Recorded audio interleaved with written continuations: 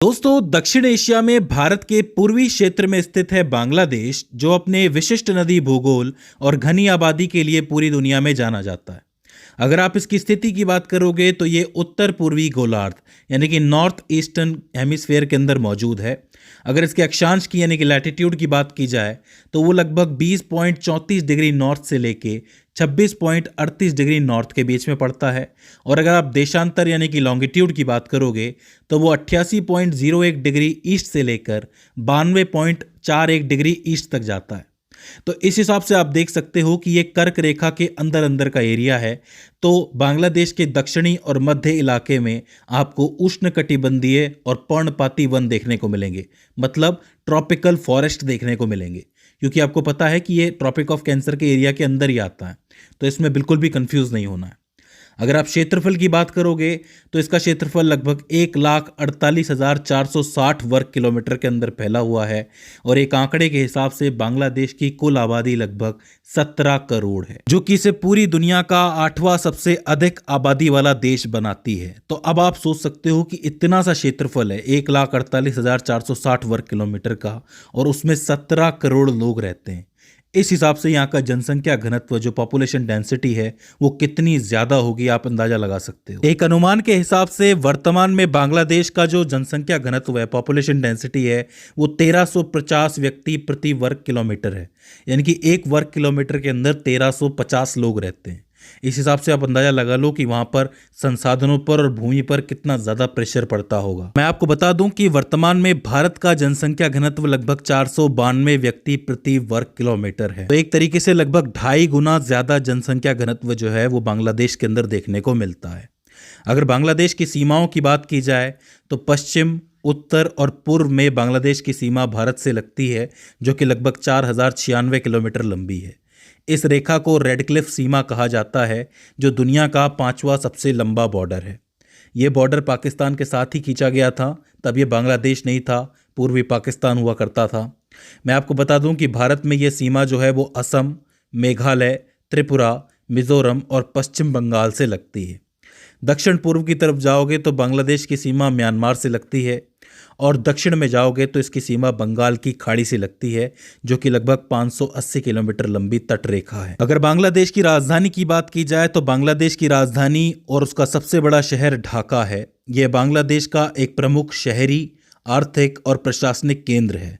मतलब आर्थिक गतिविधियां भी यहाँ सबसे ज़्यादा होती है, शहरीकरण भी आपको सबसे ज़्यादा यहीं देखने को मिलेगा, और यहीं पर आपको पार्लियामेंट वगैरह भी देखने को मिलेंगे। तो राजधानी बहुत ही इंपॉर्टेंट हो जाती है। अगर हम बांग्लादेश की जलवायु की बात करें तो यहाँ की जलवायु उष्णकटिबंधीय मानसूनी जलवायु है।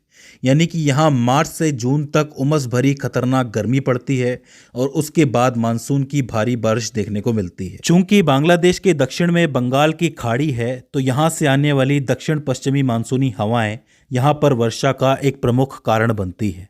तो इसे आपको याद रखना है। यहाँ का जो मानसून है वो कृषि के लिए बहुत ज़्यादा महत्वपूर्ण माना जाता है, लेकिन यहाँ की जो जलवायु है वो बांग्लादेश के लिए बहुत सी समस्याएं भी खड़ी करती है।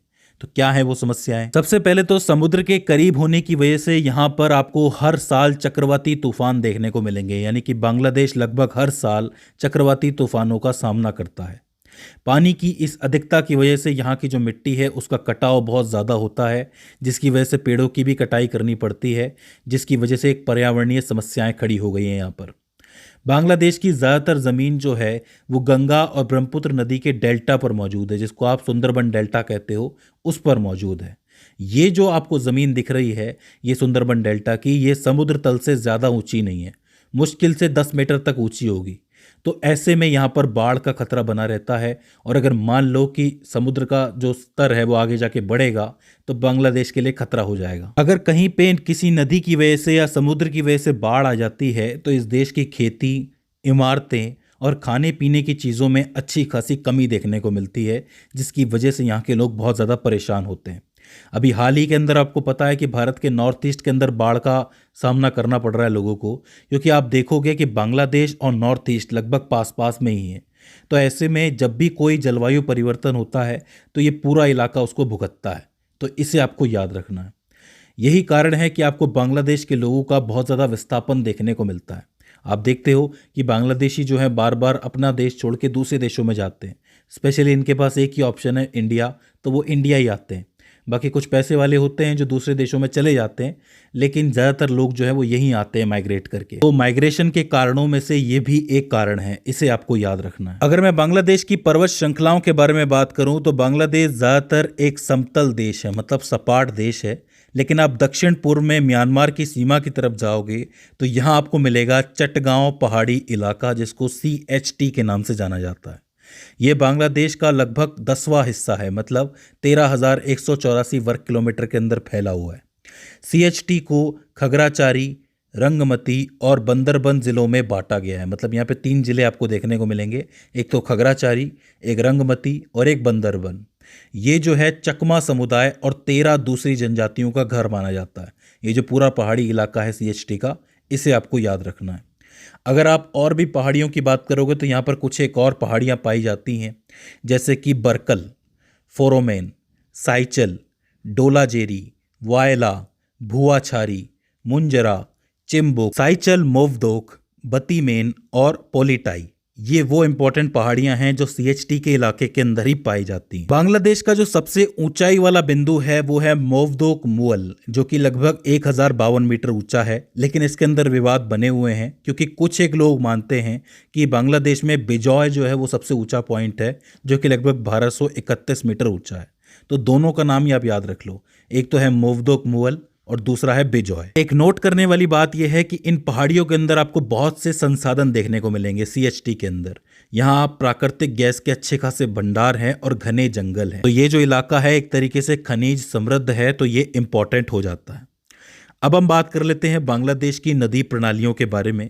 तो बांग्लादेश को नदियों की भूमि कहा जाता है, क्योंकि ये पूरा देश आपको गंगा, ब्रह्मपुत्र और मेघना नदी के डेल्टा पर देखने को मिलता है। अगर गंगा नदी की बात करें तो गंगा नदी जब बांग्लादेश में आती है तो उसको पद्मा नदी कहते हैं, और यह देश की संस्कृति, अर्थव्यवस्था और खेती के लिए बहुत ज़रूरी नदी मानी जाती है, क्योंकि इससे सिंचाई होती है। ब्रह्मपुत्र नदी की आप बात करोगे तो ब्रह्मपुत्र नदी की जब मुख्य धारा भारत से बांग्लादेश में आती है तो उसको जमुना नदी कहते हैं। यह अपने साथ उपजाऊ मिट्टी लाती है, जिससे कि किसानों को फ़ायदा होता है। जाहिर सी बात है, खेती में फ़ायदा होगा मिट्टी से। और साथ ही ये बहुत सी भयंकर बाढ़ भी लेके आ सकती है, तो ऐसे में इसका खतरा भी बना रहता है। एक बात याद रखना कि ब्रह्मपुत्र नदी को एशिया की इकलौती पुरुष नदी भी कहा जाता है। ये सवाल बन सकता है, इसलिए इसको नोट करके लिख लेना। गंगा और ब्रह्मपुत्र जब आपस में मिलती हैं, उनके मिलने के बाद एक बड़ी धारा पैदा होती है, और उस धारा से मिलती है मेघना नदी, और सब कुल मिलाकर के ओवरऑल एक मेघना नदी तैयार हो जाती है। यही मेघना नदी जो है वो सुंदरबन डेल्टा का निर्माण करती है और सीधे जाके बंगाल की खाड़ी के अंदर मिल जाती है। तो गंगा या फिर पद्मा, ब्रह्मपुत्र या फिर जमुना और मेघना, तीनों ही इंपॉर्टेंट नदियाँ हो जाती हैं। इसके अलावा भी बांग्लादेश में बहुत सी प्रमुख नदियाँ बहती है, जैसे कि सुरमा, जिसको बराक नदी के नाम से जाना जाता है, कीर्तन खोला, बुरी गंगा, कर्णफूली बहुत ही इंपॉर्टेंट है, जादू काटा, पियाइन, शीतल कश्या, सांगू और सोमेश्वरी। ये वो इंपॉर्टेंट नदियां हैं जो कि बहुत ज़रूरी हो जाती हैं। इस देश में इतनी सारी नदियां हैं और पानी इतना ज़्यादा है, तो आपको इस देश के अंदर ज़्यादा से ज़्यादा जलमार्ग देखने को मिलेंगे। विशेषकर अगर आप कर्णफूली नदी को देखोगे तो ये नदी चटगांव को अंदरूनी इलाकों से जोड़ती है। जो बांग्लादेश के अंदरूनी इलाके हैं और जो चटगांव के इलाके हैं, उनको आपस में जोड़ती है एक जलमार्ग के थ्रू। तो ये बहुत इंपॉर्टेंट हो जाती है। एक बात नोट करने वाली है कि ये सारी जो नदियां हैं ये बांग्लादेश की जीवन रेखा भी है और खतरा भी है। जैसा कि मैं आपको बता चुका हूँ, जीवन रेखा तो इसलिए है क्योंकि जो कृषि होती है, संस्कृति है, वो सब इनसे जुड़ी हुई है।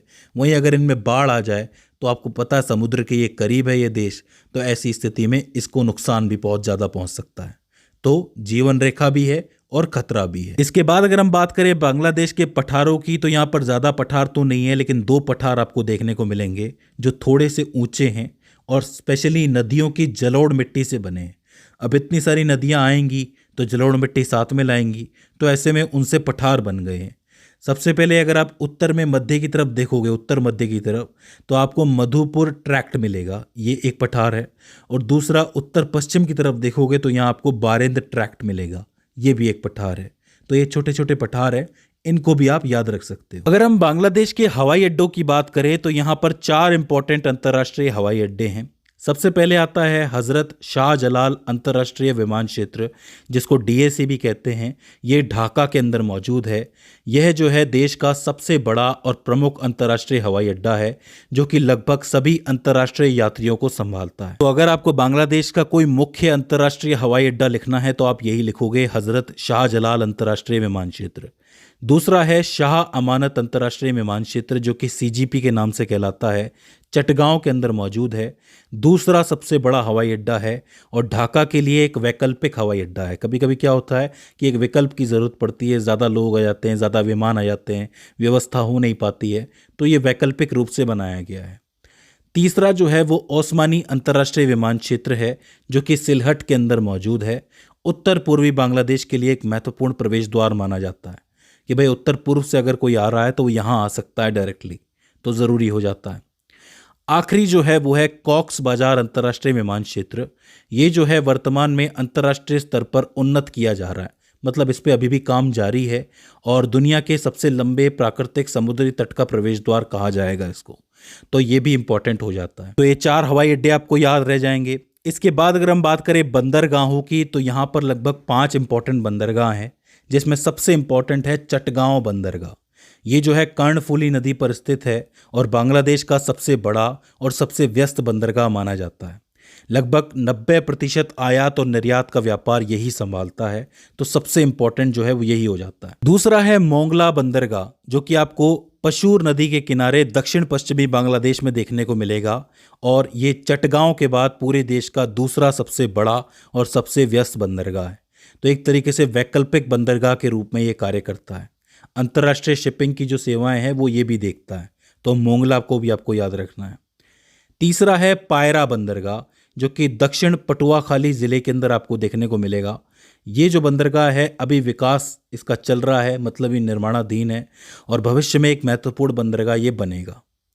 एक है ढाका बंदरगाह, जो कि आपको बुरीगंगा नदी पर देखने को मिलेगा और ये मेनली अंतर्देशीय बंदरगाह है, मतलब अंदर के काम संभालता है, जो भी घरेलू कार्गो है वो सारा काम यही देखता है। और आखिर में आता है टेकनाफ बंदरगाह। ये जो है म्यांमार सीमा के पास नाफ नदी पर मौजूद है और बांग्लादेश और म्यांमार के बीच व्यापार के संबंध को मजबूत करता है। तो ये 5 इंपॉर्टेंट बंदरगाह हैं जो आपको याद रखने, तो ये याद रह जाएंगे। देख लो इनकी जो स्थिति है वो इम्पॉर्टेंट है। अब आखिर में मैं आपको 2 इंपॉर्टेंट फैक्ट्स बताना चाहता हूँ बांग्लादेश के बारे में, जिनसे सवाल बन सकता है।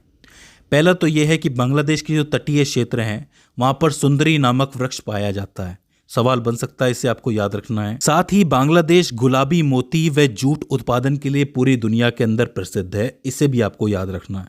एक तो सुंदरी नाम का वृक्ष है, दूसरा है बांग्लादेश गुलाबी मोती और जूट उत्पादन का एक प्रमुख देश हो जाता है। एक आखिर में बोनस फैक्ट और याद रख लो, सवाल बनेगा पक्का। यहाँ पर पहाड़पुर पर बौद्ध विहार के खंडर मौजूद हैं और पूरा सुंदरबन डेल्टा मौजूद है। इन दोनों को ही यूनेस्को ने विश्व विरासत की सूची में शामिल किया है। तो सवाल बन सकता है, एक तो बौद्ध विहार के खंडर, दूसरा सुंदरबन डेल्टा, दोनों ही विश्व विरासत हैं, तो इनको आपको याद रखना है।